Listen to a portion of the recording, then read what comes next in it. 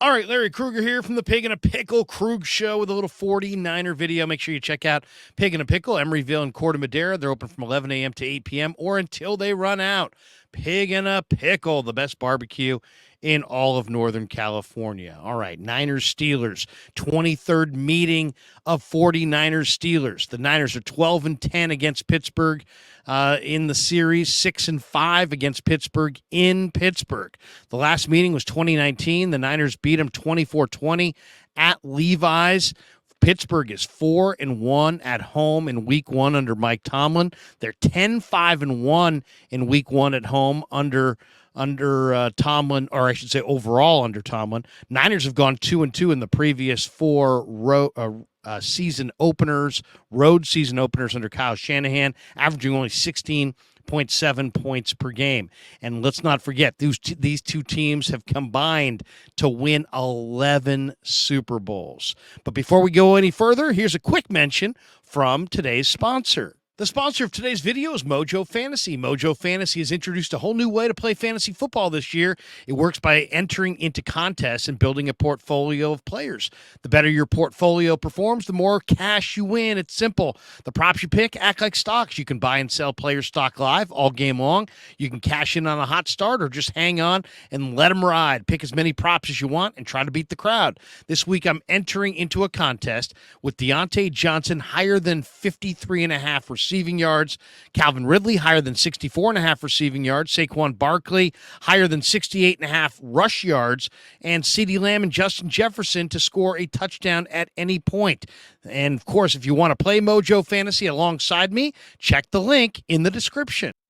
All right, let's get into the matchup a little deeper. Brock Purdy owns a 97.1 rating against the blitz. He's 7-1 career. He owns a quarterback rating of 88.6 when pressured, trailing only Josh Allen and Tua Tagovailoa. And here's the big question coming into this game is, can the 49ers offensive line handle Pittsburgh's defensive line, and maybe most specifically their linebackers and their outside rush? TJ Watt, Alex Highsmith, Marcus Golden, Nick Herbig, Cameron Hayward, they're all big-time pass rushers. Watt had 5.5 sacks last year. Doesn't sound like a lot, but he only played 10 games. He's got 65 sacks in his previous 4 seasons, and it wasn't that long ago, just two years ago in 2021, that he had 22.5 sacks. He draws Colton McKivitz, who will stand up at right tackle, making only his third start ever. And McKivitz is very inexperienced. He only has 29 snaps, I believe, at right tackle going up against TJ Watt. Now, Highsmith had 14.5 sacks last year. He draws Trent Williams. Cam Hayward had 10.5 sacks last year. He'll battle against Aaron Banks. Pittsburgh only blitzed last year 27.9% of the time.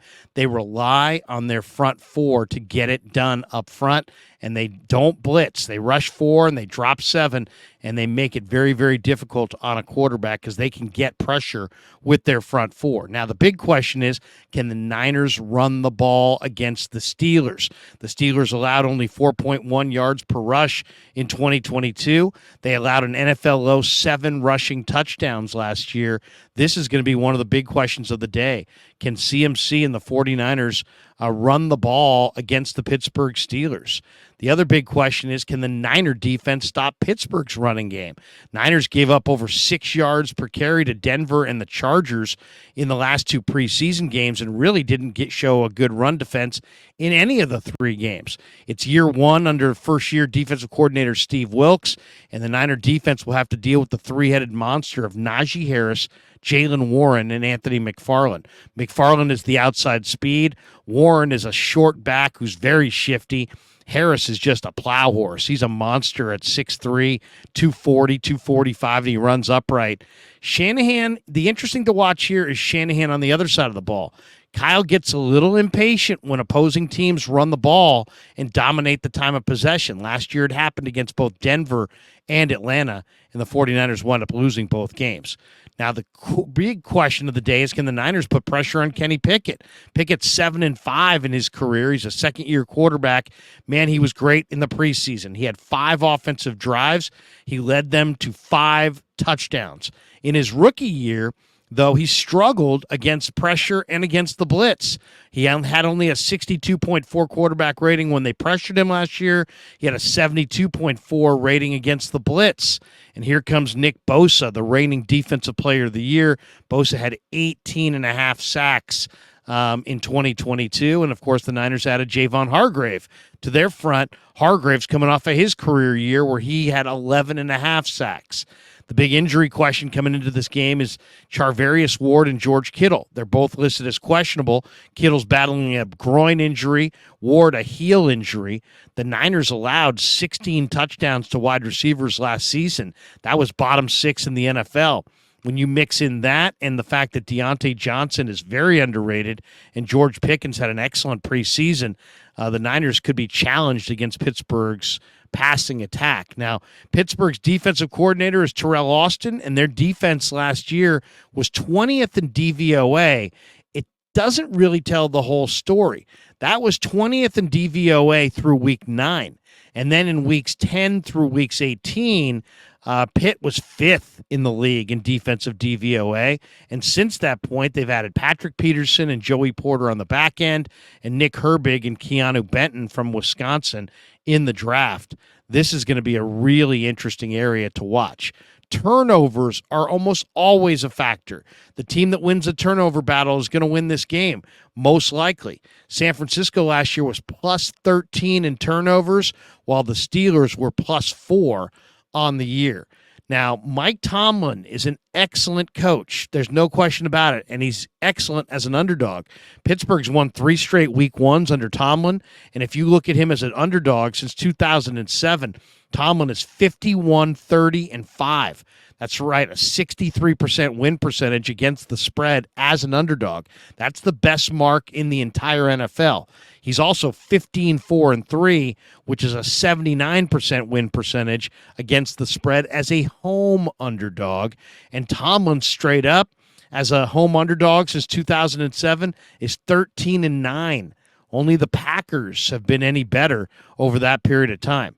Now, the 49ers against the spread are 20-11 against the spread as a road underdog, but they come into this game as a 2.5-point favorite. And if you look at the numbers, the Niners under Kyle Shanahan are only 10-11 as a road favorite. In fact, the Niners are 1-5 against the spread in week 1 under Shanahan and only 2-4 straight up. So they're looking to change that little trend absolutely in week 1 in Pittsburgh. Couple individuals to look for in this game. Christian McCaffrey. The Niners went 12-1 last year straight up with McCaffrey in the lineup, 10-3 against the spread. With McCaffrey, they've been nearly unbeatable. For the Steelers, Deontay Johnson has not gotten in the end zone now in 17 straight games. Didn't score a single touchdown all of last year, despite the fact he's a prolific receiver. Steelers went 8-2 straight up last year with T.J. Watt in the lineup. They went 1-6 without Watt. So he'll be playing on Sunday, so watch for T.J. Watt, and maybe he'll be the difference in the ball game. Interestingly enough, the Niners are 5-1 to win the Super Bowl, while the Steelers are 66-1 to win this year's Super Bowl. Pittsburgh does have an incredible consistent record, though. They've gone 19 straight seasons without a losing campaign. That's tied with the Patriots for the second longest streak in the history of the league. Only the Cowboys under Tom Landry went 20 or any better. They went 21 straight years under Landry without having a losing season. And the big question might be, can Kyle Shanahan isolate Cole Holcomb and Landon Roberts and Keanu Neal in the pass game and make those guys pay? They're not great pass defenders. In fact, if the Niners can block the Steeler front, the Niner receivers led by Ayuk and Debo and Jawan Jennings, not to mention George Kittle, could have a field day against this Steeler secondary. All right, who's our pick? Well, you know what? The 49ers lost in week 1 last year, and they brought lots of energy, but not a lot of focus. They had a couple bad busted plays on defense. They had a couple bad penalties for overzealous hitting after the whistle. I think this year they're going to bring energy and focus into the game, and I like the Niners to get the win on the road against the Steelers. I don't think it's going to be easy, but I'm going to go 24 for the 49ers and 17 for the Steelers. Niners get it done by a touchdown at the stadium formerly known as Heinz Field. Hope you enjoyed the video. Once again, thanks to Pig and a Pickle for being the title sponsor of The Krug Show, and thanks to all you guys for supporting The Krug Show on YouTube.